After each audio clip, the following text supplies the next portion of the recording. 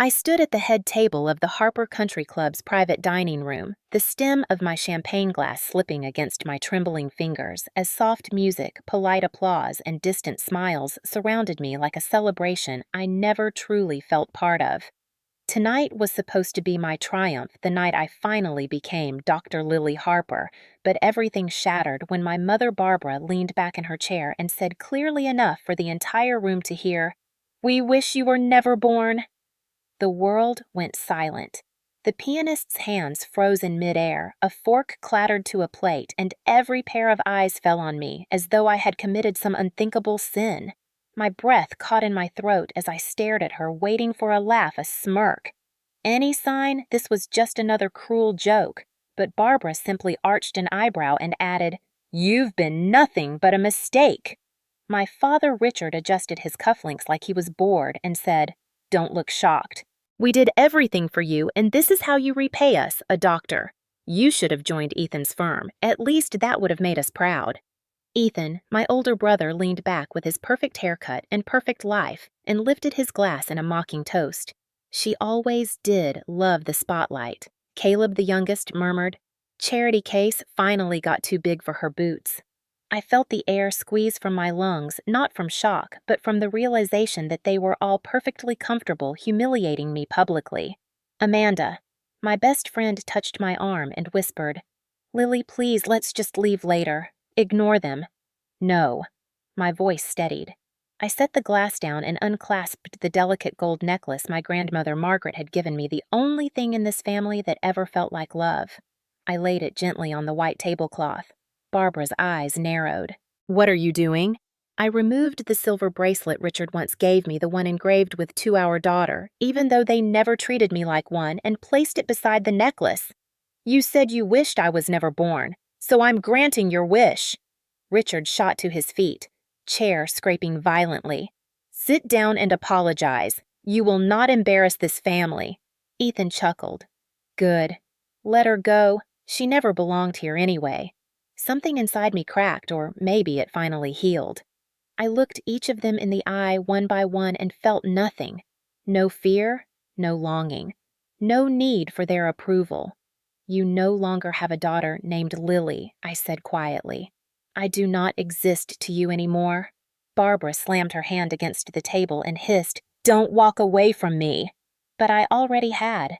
I turned and walked out as every guest watched in stunned silence, my heels clicking on the marble floor like a countdown to my escape. The music stilled and the air heavy with judgment. My heart pounded, but my back stayed straight. For the first time in 29 years, I chose myself. And I walked out without looking back. People always assume the wounds start in the moment of the explosion in the scene everyone sees, but the truth is, my mother's words at that dinner were only the final blow to a lifetime of cuts that never had time to heal. Growing up in the Harper household wasn't a childhood. It was a training program for obedience. Barbara ran the family like a ruthless CEO, and I was always the underperforming employee about to be fired. Ethan, the golden boy, was praised for breathing. Caleb was worshipped for existing, and I was the reminder that perfection was not genetic. When I was 9, Ethan shoved me down the stairs for touching his baseball glove. Barbara asked why I made him so angry. When I was 12, I came home with straight A's and perfect test scores. Richard glanced up from his newspaper and said, "Too bad you're not applying yourself to something useful like debate or law prep." When I was 16, I woke up to Barbara ripping down college brochures I had hidden under my bed, her nails digging into my arms as she hissed, "Your little fantasies make us look like failures." Gaslighting wasn't a tactic. It was the family language. If I cried, I was dramatic. If I spoke up, I was disrespectful. If I succeeded, I was ungrateful. And if I failed, I confirmed what they always believed, that I was the flaw in their perfect picture. What they hated most, though, was that I kept rising anyway. I applied to medical school without asking their permission. I worked night shifts at a diner and weekends cleaning offices while Ethan and Caleb threw parties and crashed luxury cars. I stitched together scholarships and loans while my brothers inherited trust funds. Still, Barbara always told people, "We've sacrificed so much for Lily's education," and whenever anyone praised me, she quickly corrected them. Oh, she needed all the help she could get. The worst moments were the quiet ones when she would tilt her head and ask softly, "Why can't you just be normal like your brothers?" Normal meant controllable. Normal meant silent. Normal meant hers. They controlled everything: my clothes, my friends, my curfews, even my diet, when Barbara insisted a fat daughter is a reflection of a failed mother. I learned to shrink myself so they wouldn't have an excuse to hurt me, but shrinking only made them angrier because a person without confidence is easier to destroy, yet harder to own. The summer before medical school, Richard grabbed my wrist so tightly he left deep purple marks because I said no to joining a family vacation I couldn't afford. He snarled into my face, "Don't forget who allows you to live." Later that night, Barbara iced my wrist not to soothe me but to hide the evidence. "You bruise too easily," she scolded. "Try not to provoke him next time." Still, I found light where they didn't want me to, Grandma Margaret. She was the only one who ever celebrated my dreams, who whispered, "You were meant for a different life." Lillian slipped cash into my coat pocket when she hugged me goodbye. When she gave me that gold necklace at my college graduation, Barbara tried to take it back the same night, hissing, "She doesn't deserve family heirlooms." Grandma held on tighter and replied, "Then it's time Lily has something of this family that actually loves her." I survived that house by building a future they said I couldn't have. Every A I earned was a rebellion. Every shift I worked was freedom. Every step toward becoming a doctor was one step away from their control. And now that I finally stood on the edge of the life I chose, they couldn't stand that their favorite victim had slipped the leash. The truth was simple and terrifying. They didn't want me successful. They wanted me dependent. Not a daughter, a possession. And at that graduation dinner, they realized they were losing me for good. That was the moment they decided if they couldn't own me, they would destroy me instead. 3 days after the graduation dinner, I woke up in my tiny studio apartment with sunlight warming my face and a rare sense of peace in my chest. No family calls, no insults, just silence. I brewed the cheapest coffee I could afford and sat on my second-hand couch, letting myself believe that maybe, just maybe, the worst was behind me. Then my phone buzzed. A new email. The subject line twisted my stomach into knots. Urgent. Residency concerns. It was from Dr. Hartley, the residency director at Memorial Hospital, where I was scheduled to start in just a few weeks. She wrote, "We received reports that raised serious concerns about your emotional stability and conduct at a recent public event. Please schedule a meeting at your earliest convenience." My mug slipped from my hands and crashed onto the counter. Reports. Concerns. Emotional stability. I thought back to the dinner. I had not screamed. I had not thrown anything.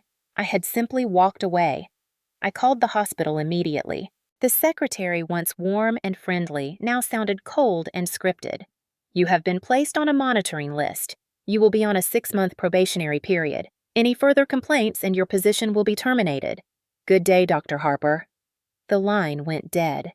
My mouth tasted bitter, not from coffee, but fear.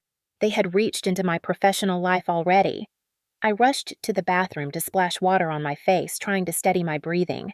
My phone buzzed again. A voicemail from an unknown number. I pressed play. A cold, familiar voice filled my small apartment. "Ethan." He said, "Next time, think twice before humiliating the family in public. Hospitals care about reputation, too." A pause. Then he added, "Crawl back and apologize. That is all it takes to fix this." My knees nearly buckled. He sounded so calm, so sure of his power. They truly believed they were untouchable. I threw my phone onto the couch and paced the room, every step vibrating with anger. They were trying to claim my future. They wanted to make me pay for choosing myself. I dialed Amanda with shaking fingers. She answered instantly, worry in her voice. "Lily, what is wrong? They reported me. They are telling the hospital I am unstable." Amanda cursed under her breath and said, "Of course they did. They cannot stand that you walked away. Listen, you have proof. You have classmates who saw what happened. They will back you up." I wanted to believe her, but my family had learned long ago how to twist truth into poison. I returned to the couch and stared at my acceptance packet sitting neatly on the coffee table. My name, Dr. Lily Harper, printed in bold. something I earned with every ounce of strength I had. I whispered to myself, "They are not taking this from me." Yet even as I said it, my phone buzzed again. A new email. I braced myself before opening it.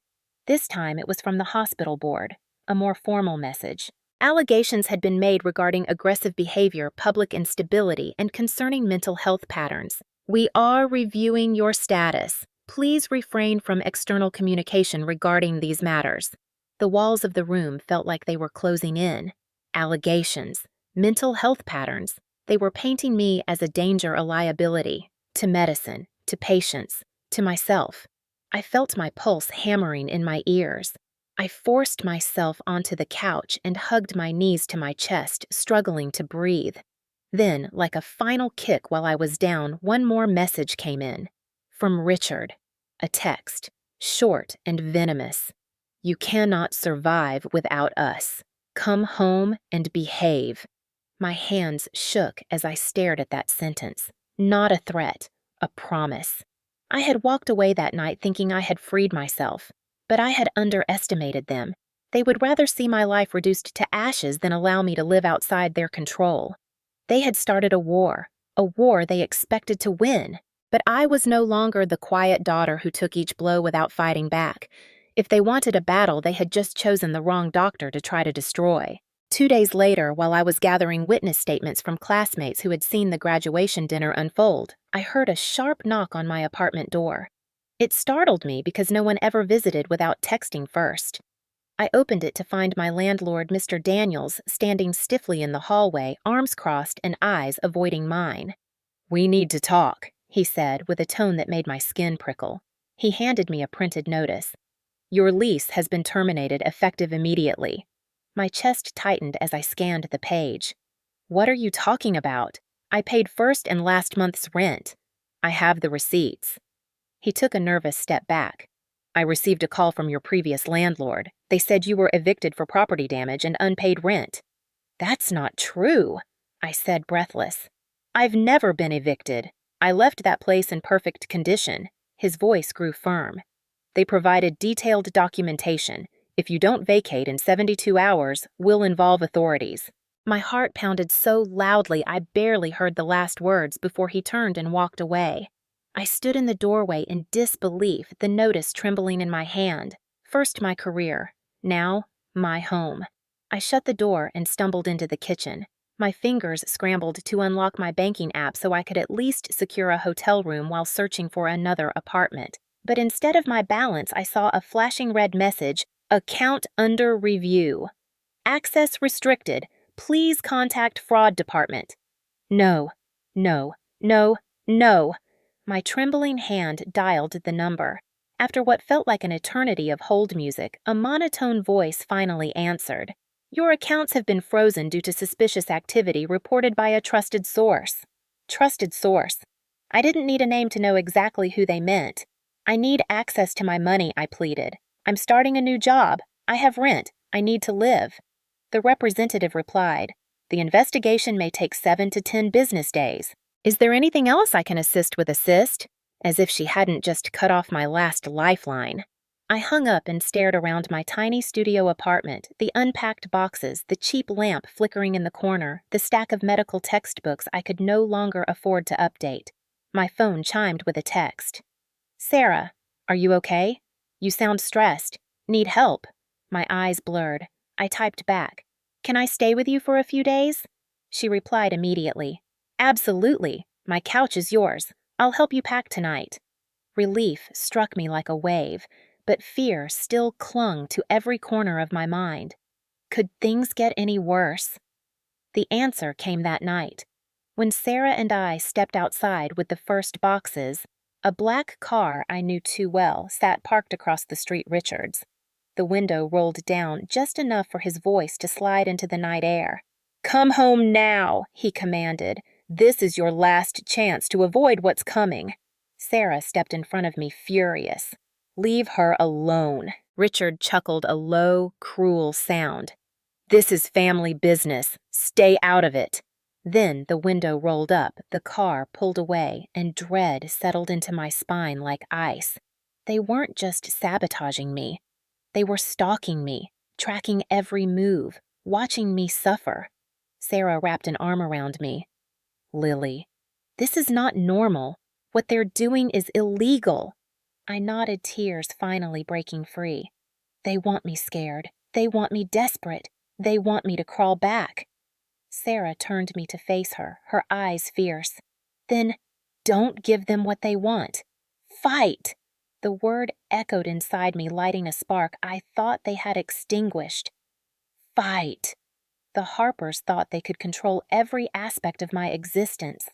But they had just made the mistake of forcing a doctor with nothing left to lose into a corner. And a cornered woman doesn't surrender. She bites back. Sarah let me stay in her living room while we searched for a new place. I worked on gathering written statements from classmates about the dinner incident. I tried to convince myself everything was stabilizing, but fear sat in my chest like a weight constantly pressing down. On my second night there, I went downstairs to grab something from my car. The parking lot was dark and quiet, just the hum of streetlights and distant traffic. I unlocked the car, leaned inside to grab my stethoscope and residency binder, and when I turned to close the door, a hand slammed the door shut, nearly crushing my fingers. I stumbled back, startled. Ethan stood in front of me, the sick smirk I knew all too well spreading across his face. "You're making this worse than it needs to be," he said. "Mom is furious. Dad is ready to take this nuclear." I tried to keep my voice steady. "Leave before I call the police." Ethan laughed. "Police! You think anyone will believe the unstable doctor?" His voice dripped with contempt. "Just come home. Apologize. This all stops." I shook my head. "No." His eyes hardened. Without warning, he grabbed my upper arm so tightly, pain shot down to my fingers. I gasped as he leaned in close. "You don't get to shame the Harper name and walk away." He shoved me hard. My back slammed into the car door, and I cried out. He stepped closer, towering over me, his grip bruising my skin through my jacket. "Crawl back," he whispered, "or we will bury you professionally and personally." My heart thundered in my ears. The threat wasn't metaphorical. He meant every word. A bright beam of headlights swept across the lot. A car pulled in. Ethan released me immediately, stepping back like nothing had happened. "Tick-tock, Lily," he said, tapping his wrist. "Time is running out for you to make the right decision." He walked away casually, humming, disappearing into the dark. The moment he left, my knees buckled. I slid down against the car, hugging myself, trying not to vomit. My arm throbbed where his fingers had dug into my skin. Sarah burst out the back door, breathless. "Lily, what happened?" When she saw my arm, her expression turned from worry to rage. "We have to report this, tonight." But a painful truth slipped out before I could stop it. "No one will believe me." She knelt in front of me. "I believe you, and I'm documenting everything. Dates, times, photos, statements. We are building a case." She snapped a picture of the bruise forming on my arm. I hated that she had to. Later that night, while Sarah slept, I lay awake on the couch, staring at the ceiling. Every shadow looked like my father's car. Every creak sounded like Ethan's footsteps. They wanted me helpless. They wanted me scared into silence. And worst of all, part of me was terrified they were succeeding. The next morning, we packed more of my belongings from the studio apartment. The air was heavy with tension, my mind replaying the assault again and again. When we pulled into the street, my heart lurched. Richard's car was parked right in front of the building. He stepped out as if he'd been waiting, leaning casually against the door like a man enjoying a sunny day. "Morning, Lily," he said, smiling in a way that made my skin crawl. He reached into his coat pocket slowly. My breath caught, but instead of a weapon, he pulled out my old house key. "I thought you might need this when you come home to apologize," he said. He tossed it at my feet. The key clattered on the pavement. "We can end this any time," he added, voice dropping lower, darker. "On our terms." He climbed back into his car and drove away. I stared at that tiny piece of metal on the ground, the symbol of a prison they expected me to willingly return to. I didn't pick it up. I stepped over it and got into the car with Sarah. My hands shook. My voice barely worked when I whispered, "I can't do this alone." Sarah squeezed my hand. You're not alone. Not anymore. But deep down, I knew the truth. Things were about to get much worse before they got better. My family wasn't going to stop. They had declared war, and soon they would strike at the one thing I still had left: my future as a doctor. 2 days before I was supposed to start my residency, I sat in the waiting room outside Dr. Hartley's office, clutching my paperwork so tightly the edges cut into my palms. I kept telling myself this was just a precaution, a misunderstanding, something that could be clarified. But when she called me and the look in her eyes told me the truth before she spoke a word. Lily, she began gently, we received another complaint this morning. An anonymous letter. Anonymous, the Harpers, always lurking in the shadows. She continued, it alleges you falsified your medical school research and plagiarized data. My vision blurred. That's a lie, I said, my voice shaking. I can prove. She raised a hand, sorrow in her expression. I believe you, but the hospital has no choice but to investigate. Effective immediately, you are suspended from residency until we complete a full review. The words hit like a physical blow.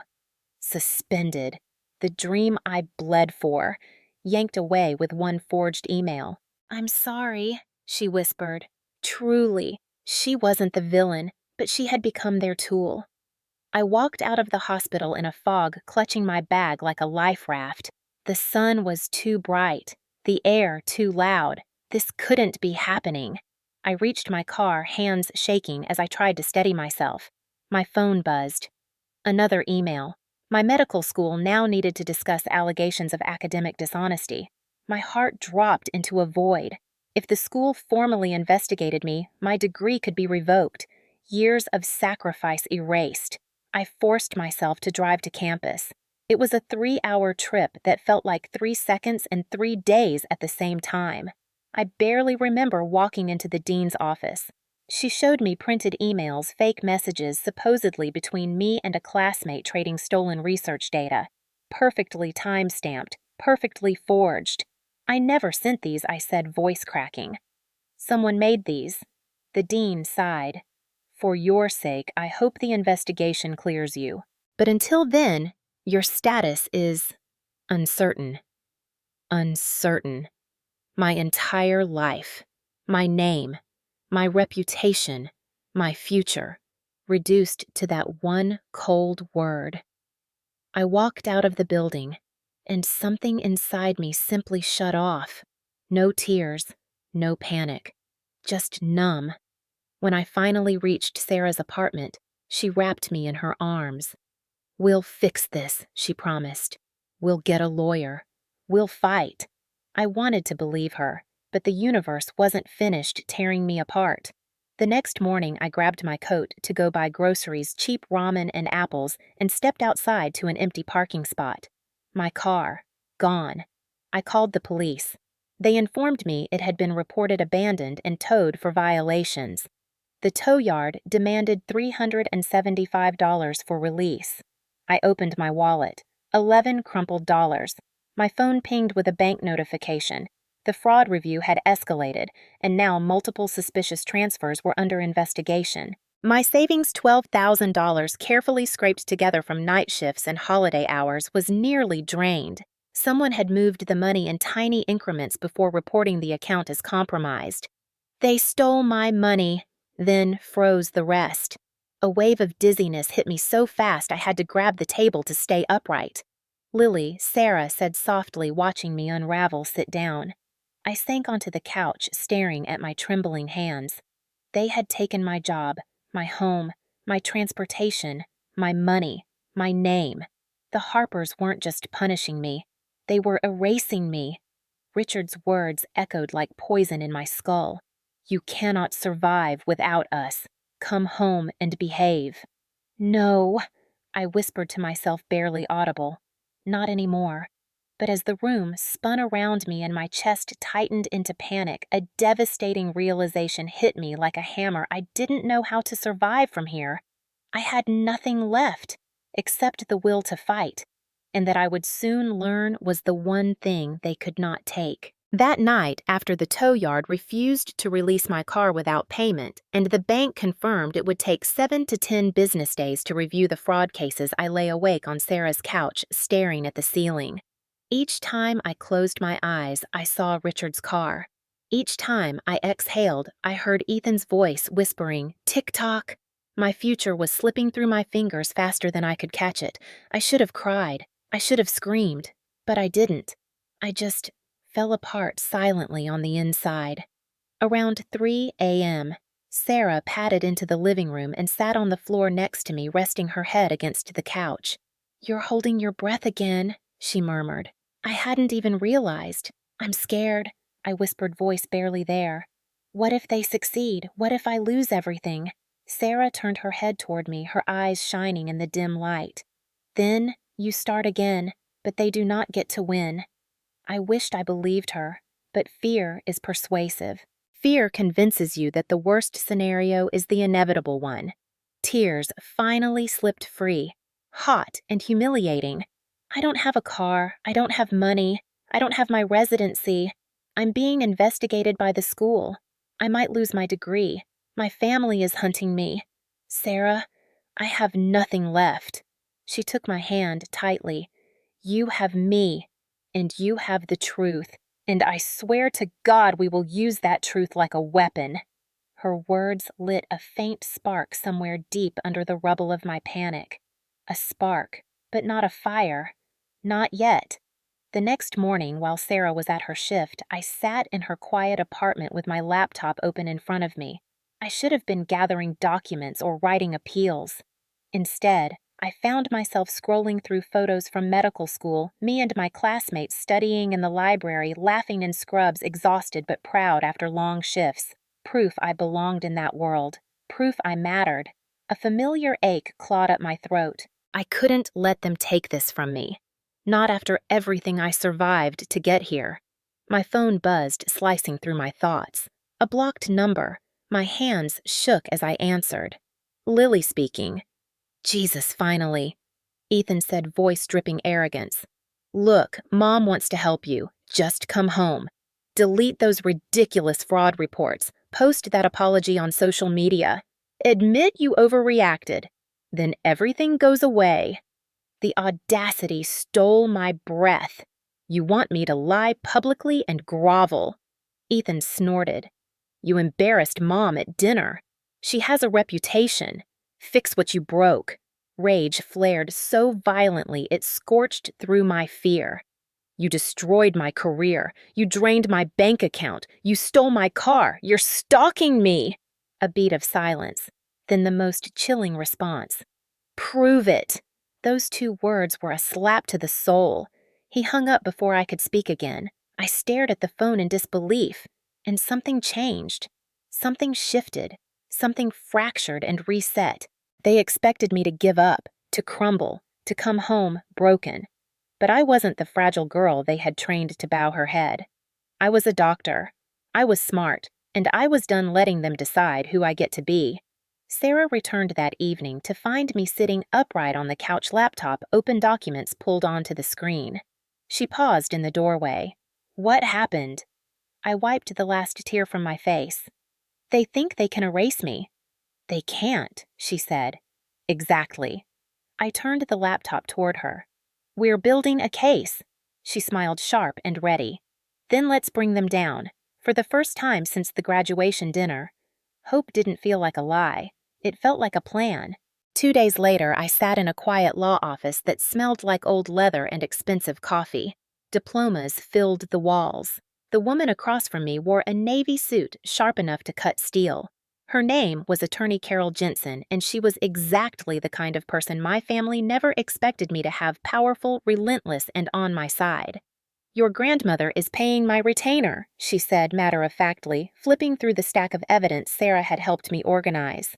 "She's furious about what's been done to you." Hearing that nearly made me choke up. After everything, Dorothy still believed in me, still defended me. "I don't want her to spend her savings on me," I whispered. Carol looked up, eyes cool but not unkind. "Let me be clear. This isn't a favor. It's a war. And right now we are losing ground because we have been playing defense." She tapped the table. "That changes today." Those words hit my chest like oxygen. For the first time in weeks, I could breathe. We went through every incident: the forged emails, the harassment, the false reports to the hospital and school, the stolen money, the towing, the physical assault. Carol listened without flinching. When I finally finished, she steepled her fingers. "Here's what we do. Number 1, we file a restraining order. Your brother's attack, that's assault. Your father's surveillance stalking. Number 2, we file a harassment and defamation suit against your parents and brother. They crossed legal lines. We will make them pay for it." It felt too bold, too dangerous, too empowering. "Can we win?" I asked. Carol's lip curled into a small smile. "We already have more evidence than most victims ever do. The Harpers think they're untouchable. That arrogance is their weakness." Sarah squeezed my hand under the table. "This is how we get your life back," she whispered. After the meeting, Dorothy insisted we stop by her rehab facility. She looked small in her hospital bed, but her eyes were fire. "Lily," she said, gripping my hand tighter than her frail fingers should allow, "you are not alone." "Not anymore." I blinked back, the tears burning behind my eyes. "Grandma, they're destroying me because of money." She nodded slowly. "They are drowning in debt. They thought when I die they'd inherit enough to save themselves. But you, sweetheart, you get the majority." Shock numbed me. I didn't know. "That is why they need to break you. If you have no career, no credibility, they can convince the court that you're unfit to inherit." The truth was a gut punch. Every attack suddenly made horrifying sense. I wasn't a daughter to them. I was a payday, a target, a threat. Before I left, Dorothy kissed my forehead. "I chose you for a reason. You are the only one in this family who has a spine. Prove me right." On the drive home, Sarah asked gently, "Do you want to run?" I stared out the window at a world that felt too large and too small at the same time. "No," I said. "I want to fight." That night, Carol emailed her planned restraining order hearing scheduled in 2 weeks. She would personally subpoena witnesses and gather digital forensics on the forged emails. She already had a cybersecurity expert reviewing metadata. For the first time, the Harpers would face consequences. When Sarah went to bed, I stood alone in the kitchen, hands gripping the countertop, adrenaline buzzing through my veins. I looked at my reflection in the dark window. "You're not the weak one," I whispered. "You're the threat." It wasn't confidence yet, but it was no longer fear. It was resolve. And it was growing. Tomorrow the Harpers would learn the one thing they never believed about me. I don't break. I fight back. The courthouse smelled like old paper and polished wood, a place where reputations either survived or were quietly dismantled. The day of the temporary restraining order hearing arrived faster than I expected, and my palms were slick despite the calm I'd practiced all week. Carol had been relentless. Subpoenas issued, witnesses lined up, digital evidence already analyzed by a cybersecurity expert who had traced the forged emails back to a network associated with Ethan's company. That was the thin red thread we needed to pull the whole tapestry apart. We sat in the back row of the courtroom, Carol whispering strategy into my ear, while Sarah squeezed my hand so hard I could feel the tremor of her support. The Harpers arrived like royalty Barbara in a cream suit that tried to look innocent Richard with his jaw set, Ethan oozing the arrogant confidence of someone used to chess games rather than consequences. The judge walked in the room hushed, and the hearing began. Carol stood first and presented our case with the kind of precision that made my chest unclench. There were the photos of bruises, the documented tow receipts showing the car's removal, the bank's fraud report, timelines showing transfers to accounts linked to anonymous shell entities, and the printed copies of the forged emails with metadata analysis proving tampering. She called Amanda and 3 classmates who all testified to seeing me leave the dinner quietly. Each voice was a nail in the coffin of the Harpers' narrative. Then the cybersecurity expert took the stand and spoke plainly about IP addresses, timestamps, and a pattern of access that matched Ethan's workstations. He explained technical details in a way the judge could understand, pointing to a digital trail that wasn't crafted by a random stranger, but by someone with skill and motive. When the evidence was laid out, the reaction in the room was immediate. Barbara's face, usually a mask of control, flushed and then paled. Ethan shifted in his seat like a man realizing his armor had holes. The judge asked questions and Carol answered with documents and facts until even the opposing counsel looked uncertain. Then Carol pushed further and exposed the motive, a part of the story that had been whispered in halls, but never public. Dorothy's will had been revised years ago to favor me significantly. She presented paperwork showing the changes, and the courtroom reacted as if someone had opened a secret door. Barbara's lips trembled. Richard's fingers tightened on the edge of his chair. Ethan's eyes darted, searching for a path out that did not exist. The Harpers' lawyer attempted to paint our case as vindictive, suggesting family disputes had been exaggerated. He accused me of orchestrating a smear campaign. I felt my throat close, but Carol smiled at him like a blade. She asked the judge to consider the pattern opportunistic emails, anonymous complaints timed to my milestones, financial manipulation, and direct threats from family members. It was no longer just a family fight. It was tactical interference designed to ruin a life. The emotional high point came when Dorothy was called to the stand. She arrived with slow, deliberate steps, supported by a cane and the undeniable authority of someone who had lived long enough to see truth outlast deceit. She testified quietly but firmly that she had revised her will of her own free will and that no family member had coerced her into any changes. Her voice trembled only twice when she described the pressure Barbara had put on her in the months before her stroke. Hearing her speak was like watching a wall crumble. Barbara tried to interrupt to feign concern and confusion, but the judge silenced her.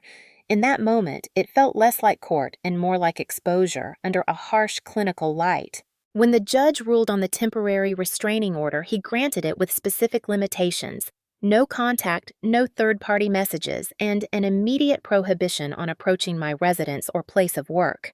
It was a small victory in the schematic of justice, but it was seismic for me. The Harpers left the courthouse in stunned silence. Ethan's shoulders slumped in a way that made my heartbeat stutter.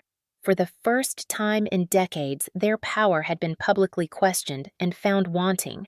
Walking out into the cold air, I felt the strange mix of vindication and sorrow. The hearing didn't fix everything. My residency was still suspended.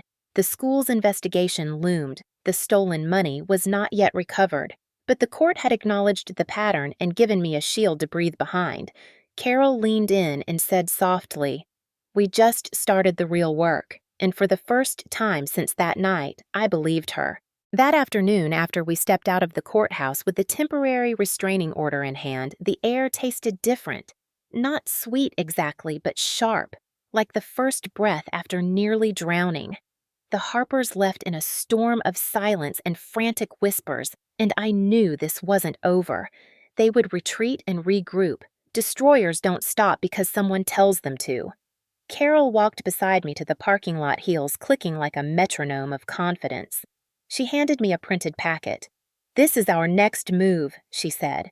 "We are filing a civil lawsuit against your parents and Ethan for harassment, stalking, intentional infliction of emotional distress, and malicious interference with your employment." My eyes widened. "All of that! All of that!" Carol repeated, almost as if savoring the words. They crossed legal boundaries repeatedly. "There are consequences." The word consequences glowed like a neon sign in my chest. I'd never heard that word applied to them before. At least, not successfully. Ethan was used to playing with people's lives like they were cheap chess pieces. Barbara was a master puppeteer who demanded perfection and obedience. Richard enforced the rules with cold precision. They believed they were immune, protected by status, wealth, and fear. They believed wrong. When Sarah and I returned home, I finally exhaled. She tossed me a stress ball shaped like a human heart that she stole from the hospital gift shop. "When the stress gets too much," she said, "just imagine squeezing Ethan's ego." I laughed genuinely for the first time in weeks. It felt foreign but good. For a moment, I wasn't the hunted one. I wasn't the disappointment. I wasn't the family scapegoat. I was the one hitting back. Over the next week, Carol's team built the case piece by piece, brick by brick. They subpoenaed my phone records, cross-referenced timestamps, documented every anonymous complaint, every fraudulent act, every time the Harpers watched, followed, or interfered. There were video captures from Sarah's building that showed Ethan's car idling on the street at 1 a.m. There was email metadata that traced the forged claims to network devices owned by Harper Industries. There were bank records showing stolen funds routed through temporary accounts before being closed. It was a mountain of proof. And it only grew taller. Meanwhile, the medical school concluded its investigation. I was cleared. Officially. Exonerated. Completely. My name was restored academically, but my residency remained a question mark. Memorial Hospital acknowledged the truth, but did not reinstate my position. They claimed the disruption surrounding me made my return not in the hospital's best interest. A polite way of saying I was a liability. The Harpers didn't just want to break me. They wanted to ensure I could never stand again. Late one night while Sarah slept, I sat alone scrolling through residency programs across the country, trying not to picture myself losing everything I worked for. That was when the phone buzzed, a new email. The sender, Dr. Patricia Hartley. My pulse jumped. I opened it. The message was short. I've spoken with several colleagues about your situation. You deserve better. You will receive contact from someone who can help. Minutes later, another email arrived from Dr. Sarah Mitchell, Residency Director at Pacific Sound Medical Center in Seattle. A prestigious program, far from the Harpers, far from everything familiar, a chance to rebuild. My eyes burned, but I blinked the tears away. I wouldn't cry until I was safe, until I'd won. Meanwhile, the Harpers made a desperate move. Their new attorney filed a lawsuit against me, claiming I had defamed the family, endangered their social standing, and emotionally damaged them. They wanted $50,000. They wanted me to drown in court fees. They wanted to force me back into obedience through debt. Carol read the lawsuit, scoffed, and tossed the papers aside. "This is panic," she said. "They're trying to intimidate you into dropping your claims. Instead, we'll bury them." For the first time, the board was shifting in our direction. The restraining order hearing was just the prologue. The real fight was coming, and the Harpers, the unbreakable Harpers, were already cracking. I stared at the lawsuit with a mix of terror and exhilaration. If they wanted war, they had picked the wrong daughter to underestimate. The morning after Carol filed the countersuit, I woke up to the soft hum of rain against the window, a sound that once comforted me. That day, it felt like a warning. I pulled on a jacket, planning to walk to the corner store for breakfast. I stepped outside and froze. My car, the one I had finally gotten back from the tow yard, gone again. For a split second, I wondered if my mind was playing tricks on me. Maybe I parked somewhere else. But no, the empty space stared back at me like an accusation.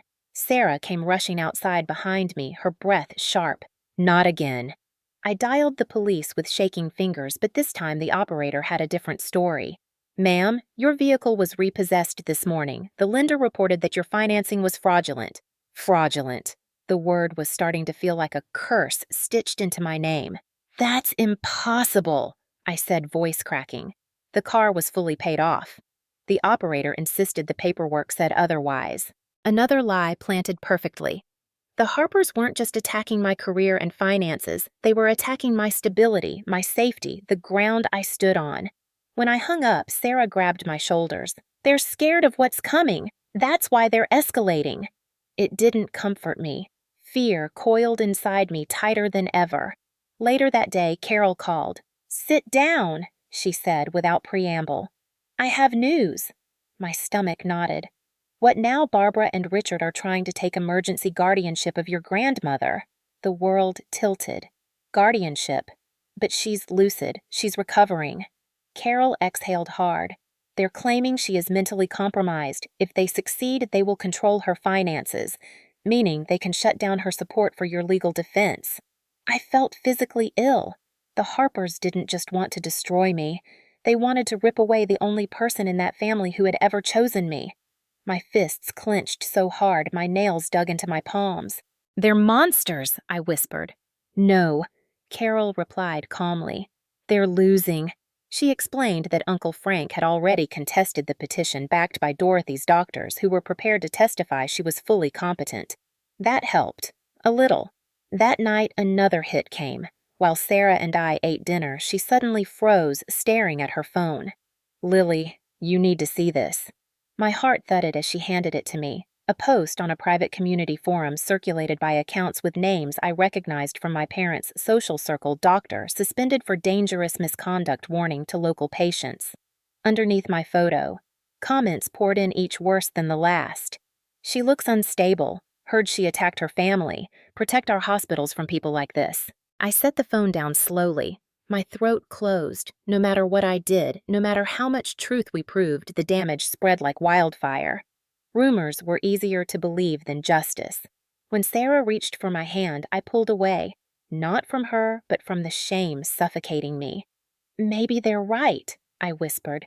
"Maybe I should have just stayed quiet." Sarah stood abruptly, voice thick with emotion. "No. You made the choice they never expected. You left, and now they're punishing you for breaking a cycle they wanted to last forever." My phone buzzed. A new email. From Dr. Mitchell in Seattle. "Our program is fully behind offering you a fresh start. We'd love for you to join us in 3 months." My breath hitched. A lifeline. A future. But my victory tasted bitter because the price of freedom was still rising.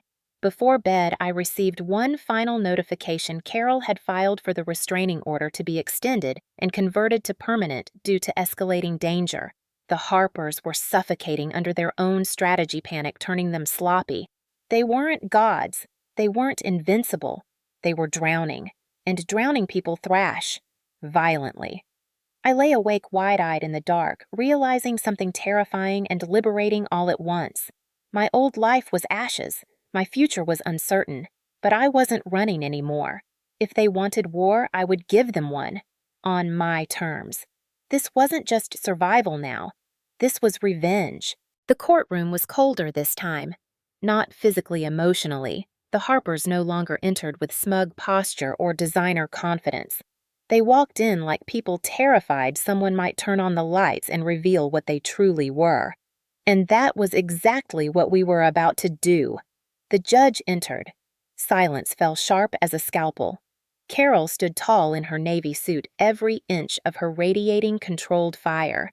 Meanwhile, Tyler, my brother, their once prized legal weapon, sat on the opposite table, looking like he wished he could disappear into the floor.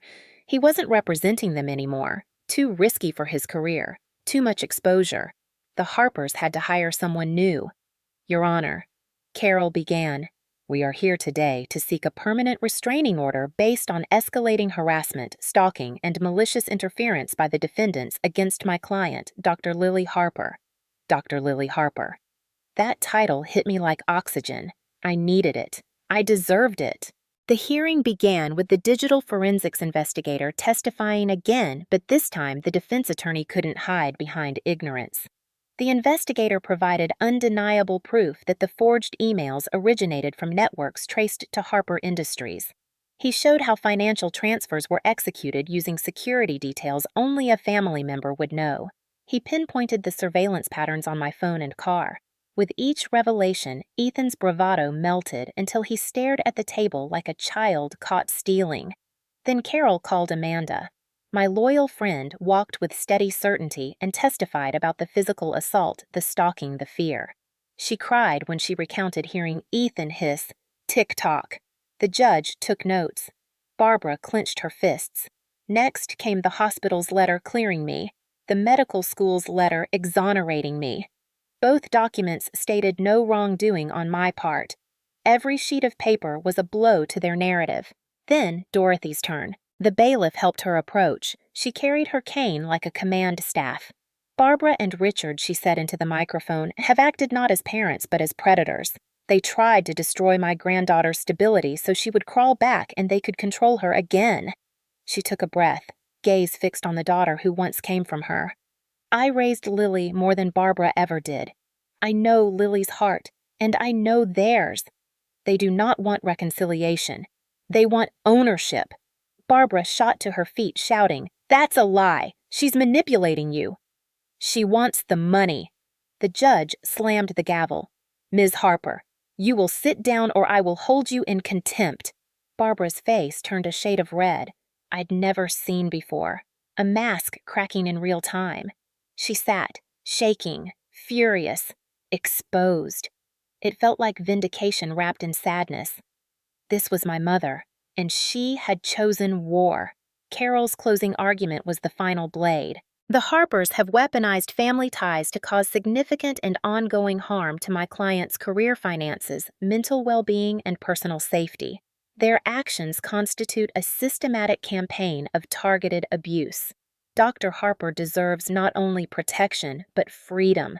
Freedom from intimidation, from character assassination, from the emotional chokehold of those who should have loved her.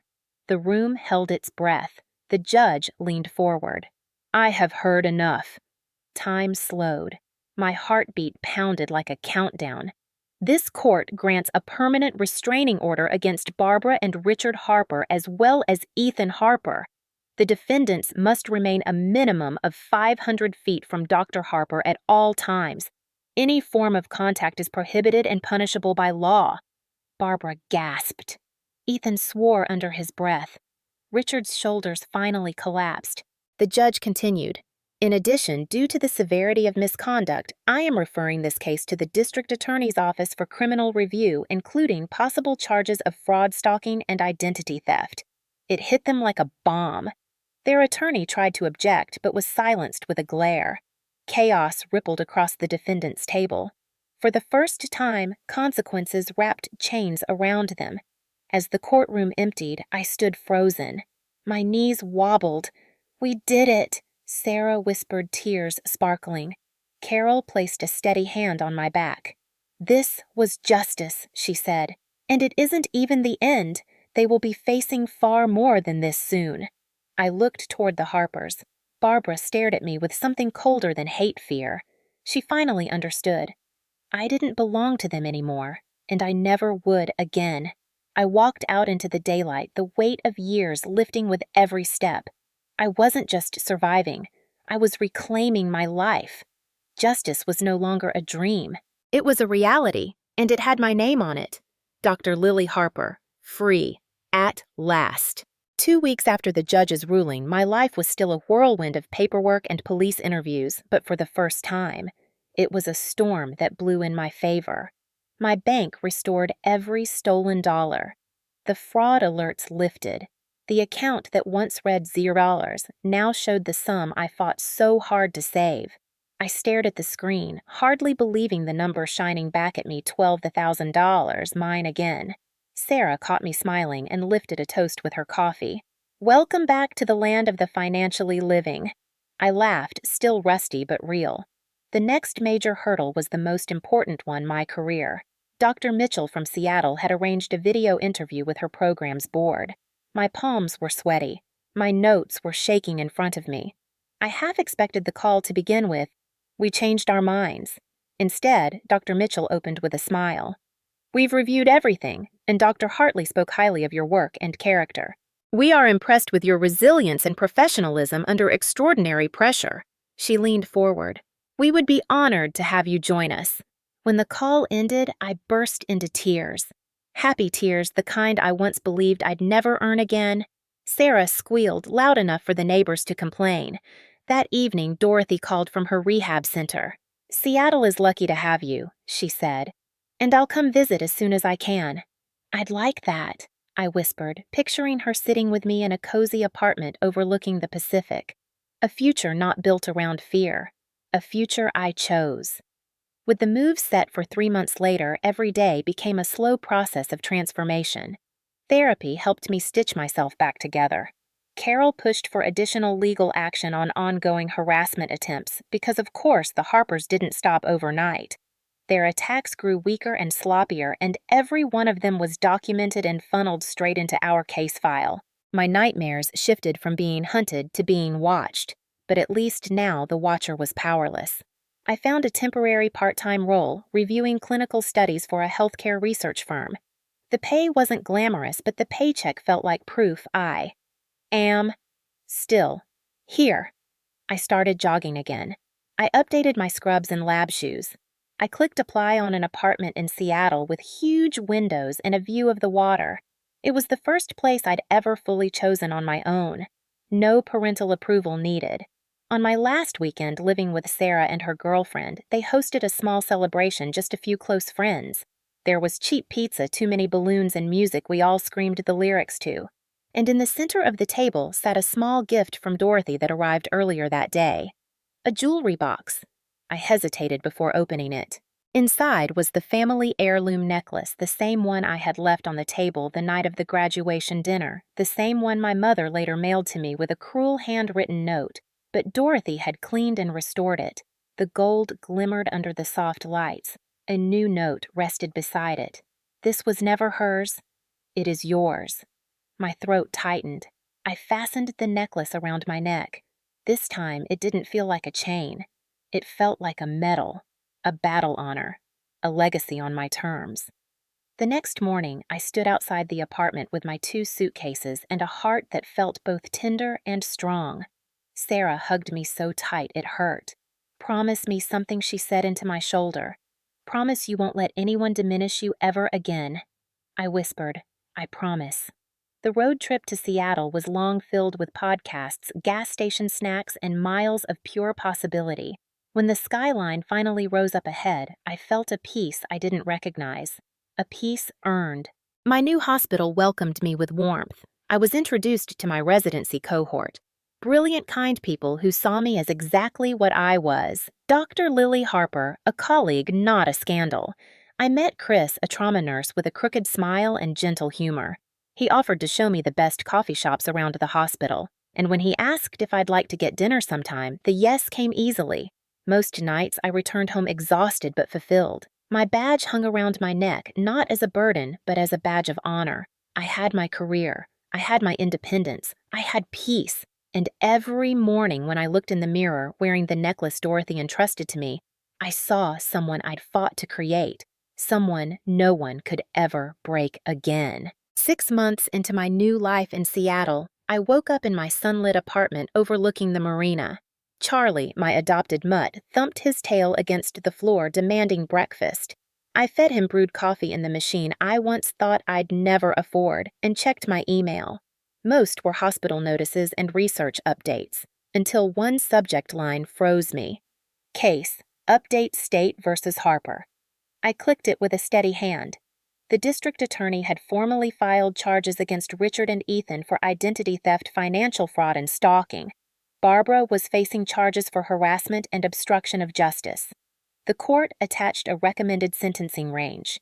Years. Real years. The Harpers weren't above the law anymore. They weren't even close to it. I sat very still, letting silence wrap around me. They once looked at me like a mistake they regretted bringing into the world. Now they were reckoning with the monster they created by trying to crush me. I wasn't celebrating, but I wasn't grieving either. I emailed Carol a thank you. She replied almost instantly, "They underestimated the wrong woman. Proud of you." I smiled into my coffee. It tasted like victory. Not loud, petty revenge. Quiet, dignified justice. Over the next weeks, more news filtered through family channels. Barbara and Richard had sold their house, downsizing drastically to cover legal fees. Their friends stopped calling. Country club invitations vanished. Gossip circles turned on them quickly. Pausing donations was the polite euphemism being whispered. Ethan resigned from his tech job. Rumors spread about corporate misconduct. His fiancée had left him. The Golden Sun was now a cautionary tale. I heard from Uncle Frank that Barbara tried to play the victim at church, claiming I had ruined her life. People who once praised her perfect family now whispered behind her back. The world she worshipped finally saw the truth. Consequences. They arrived late, but they arrived. Meanwhile, Dorothy continued to recover, thriving in the senior community she adored. "You shine, Lily," she told me on our weekly video calls. "You are the granddaughter who rose instead of rotted." She laughed softly. "Barbara thinks you're cold. I think you're free." In Seattle, I flourished. I published research on trauma response protocols. CNN Health interviewed me about new ER techniques. Chris and I grew close, slowly, warmly. No pressure. He knew enough to understand I was healing. He never asked me to forgive the unforgivable. Some nights after long shifts, we took Charlie for walks along the waterfront. He'd slip his hand into mine. Light patient. "Is this okay?" he'd ask. "It is," I'd say. And I meant it.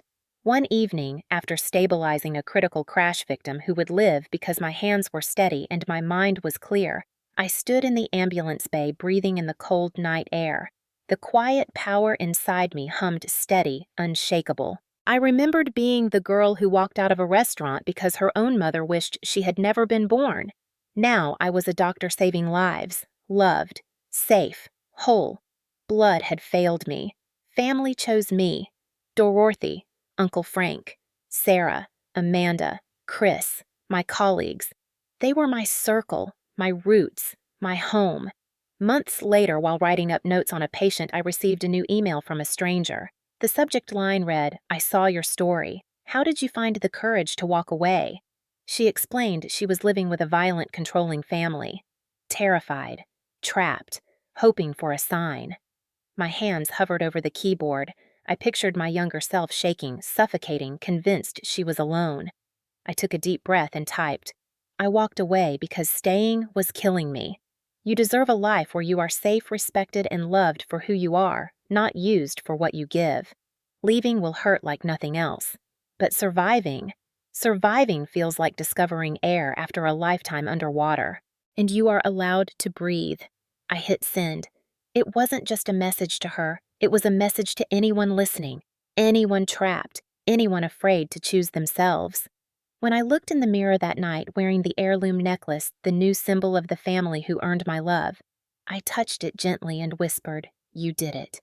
You lived. I am Dr. Lily Harper." Not the disappointment, not the scapegoat, not their victim. I am my own turning point. I am the proof that blood means nothing without love. And sometimes the best thing you can do for your family is leave. If you are still here with me listening to my story, maybe you understand more than most what it feels like to be hurt by the people who were supposed to protect you. Maybe your scars look like mine. Maybe your wounds have names like Mom or Dad or Brother. Here is what I want you to know. The day my mother said she wished I was never born, something inside me shattered. I thought that was the worst moment of my life. But I was wrong. The worst moment wasn't when they humiliated me. It wasn't when they stole my career, my money, my home. It wasn't when I was sitting in a police station reporting identity theft or when I slept on a friend's couch terrified I would never have a future again. The worst moment was when I almost believed them, when I almost let them convince me that I was unworthy of love, of safety, of success, when I almost went back. That almost is what destroys so many people. Giving in, going home, staying quiet so abusers can keep their power. I survived because I stopped choosing them and started choosing me. And that choice changed everything.